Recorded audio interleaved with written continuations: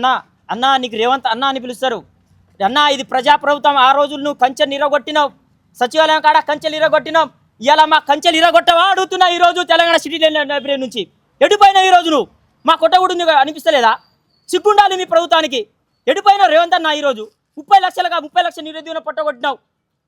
పొట్టన పెట్టుకున్నావు. 20 మంది నిరుద్యోగులు చనిపోయి నిన్నాక మొన్న నెలకు ఒకసారి నెలకు 2-3 ఊరేసుకుని చనిపోతూ ఉన్నారు. నువ్వు ఒక నెల ఉద్యోగాలు జీతం తీసుకోకపోతేనే నీ ఇంటి పూట గడవద్దు. మీ మంత్రులకి మీ ఎమ్మెల్యేకి తెలంగాణ రాష్ట్రంలో ప్రతి ఒక్క పార్టీకి ప్రతి ఒక్క ఎమ్మెల్యేలకి ప్రతి ఒక్క ఎంపీకి అట్లాంటిది మాకు యాడ్ నుంచి వస్తాయనా?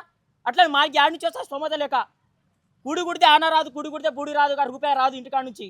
అట్లాంటిది మా పరిస్థితి ఎట్లుంటుంది? కడుపు గాలి మేము కడుపు గాలి చదువుతుంటే మా బతుకులు మారుతుందని మేము ఎదురు చూస్తూ ఉన్నాం. ఇవాళ వస్తుంది, రేపు వస్తుంది. 1000 కళ్ళతో ఎదురు చూసినాం మన అసెంబ్లీ సెక్షన్లో. నీ మాట కోసం నీ మాట ఎట్లా ఉండదో చూసినాం. నీ నోరు నుంచి వస్తుందా నోటిఫికేషన్? కానీ ఏ మంత్రులు మాట్లాడలే. సిగ్గుండాలి. ఈరోజు బలవంత్ రెడ్డి అయినా బలవంత్ ఎడిపోయినానా?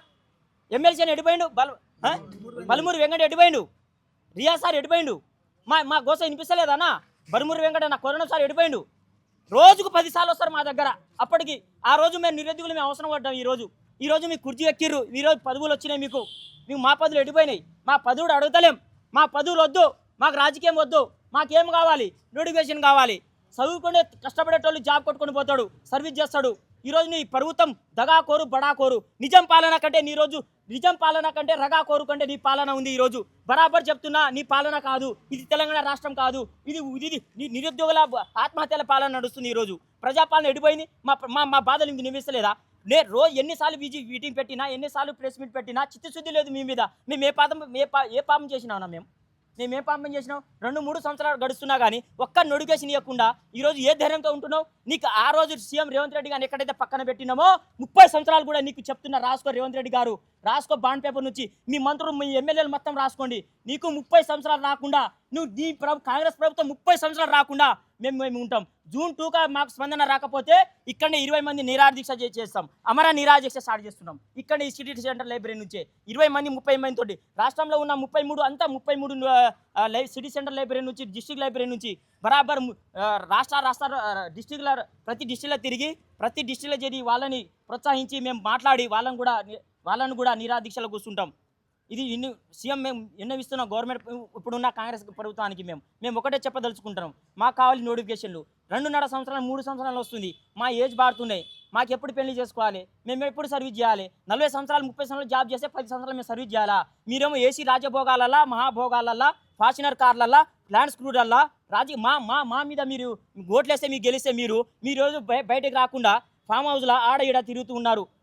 అసెంబ్లీలో ఎన్నో 1000 కళ్ళతో చూస్తున్నాం. ఓడిఎం మాల్కి వచ్చి నిన్న మొన్న 2-3 నెలల కింద ఓడిఎం మాల్కి ఎంతనా 100 మీటర్ లేదు. ఇటు పక్కన 100 మీటర్ లేదు. ఈరోజు సిగ్గుండాలి మీకేమైనా సిగ్గుండాలి మీకు. ఎర్రరు సిటీ సెంటర్ లైబ్రరీ పక్కన రాకుండా పోయిర్రు మీరు. అంటే మా బతుకుల మీద మీరు ఆశపడి కొడుతుర్రు.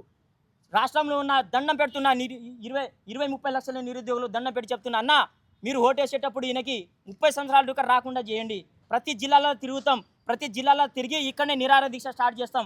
జూన్ 2 కల్లా నోటిఫికేషన్ రాకపోతే తీవ్ర పరిణామాలు ఎదురవుతాయని హెచ్చరిస్తున్నాం. నిరంతరం నిరుద్యోగుల తరపున ఈ మీడియా మిత్రులు మాకు అండగా ఉండే ఎప్పటికప్పుడు మా నిరుద్యోగుల సమస్యని ప్రభుత్వం దృష్టికి తీసుకెళ్తున్న ఈ మీడియా మిత్రులందరికీ నమస్కారం. ఈ రాష్ట్రం తెలంగాణలో కాంగ్రెస్ ప్రభుత్వం వచ్చి ఇప్పటికీ 3 సంవత్సరాలు అవుతుంది. రేపు డిసెంబర్ 9వ తారీఖు వస్తే 3 సంవత్సరాలు కంప్లీట్ అవుతుంది. కానీ ఈ తెలంగాణ రాష్ట్రంలో ఒక విద్యాశాఖ మంత్రి అనేవాడు లేడు ఇప్పటికైనా. మా బాధలు చెప్పుకోవాలి. ఇక్కడ చూశారు, ఇదే సిటీ సెంటర్ లైబ్రరీలో మీరు చూస్తున్నారు మీడియా మిత్రులు. ఎందుకు మా సమస్య చెప్పుకోవడానికి ఒక విద్యాశాఖ అనే ఒక శాఖ ఉంటుంది. ఆ శాఖని చెప్పడానికి కూడా ఒక మంత్రి ఇప్పటికి కూడా నియమించడం జరగలేదు ఈ కాంగ్రెస్ ప్రభుత్వం. అదేవిధంగా ఒక హోంమంత్రి మాకు కానిస్టేబుల్ ఎస్ఐ జాబులు కావాలంటే మా సమస్య ఈ 46 కావచ్చు, ఎలాంటి సమస్యలైనా ఒక హోంమంత్రికి తెలియపరచాలంటే ఈ రాష్ట్రంలో ఎప్పటికి వరకు ఒక హోంమంత్రి కూడా లేరు. ఎందుకు ఈ శాఖలు అన్నీ ఈ రేవంత్ రెడ్డి దగ్గర, ఈ ముఖ్యమంత్రి దగ్గర పెట్టుకొని కనీసంగా మేము కలవడానికి కూడా అవకాశం లేని పరిస్థితి ఈరోజు తెలంగాణలో ఉన్నది.